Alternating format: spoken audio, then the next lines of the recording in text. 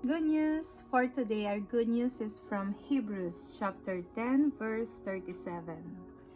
For in just a little while, the coming one will come and not delay.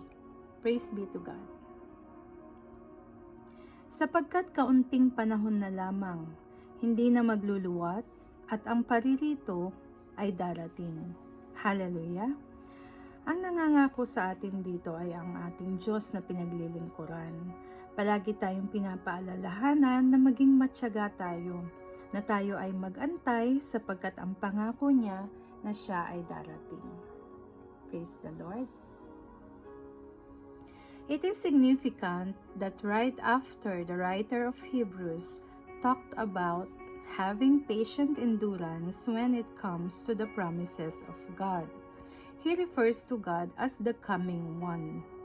This is saying that while you are waiting, while thoughts of doubts are trying to talk you out of it, you need to have this image of God as the coming one.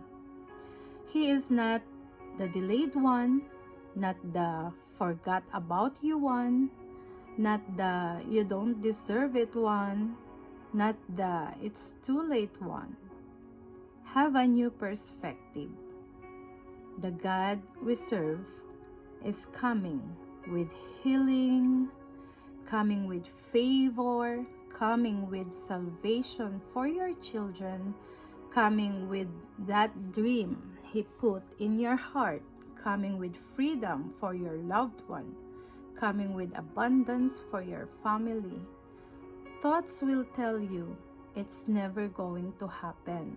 No, the coming one is already on the way with whatever you need. When you know this, it is easy to wait with expectancy. It is easy to believe when you don't see a sign. You know God as not just your Savior, not just as your Creator, but you know God as the coming one. Let's pray. Father, thank you for your unlimited favor and supply for everything I need in this life. Thank you for your strength in difficult times and the expectancy that at any moment you can turn things around.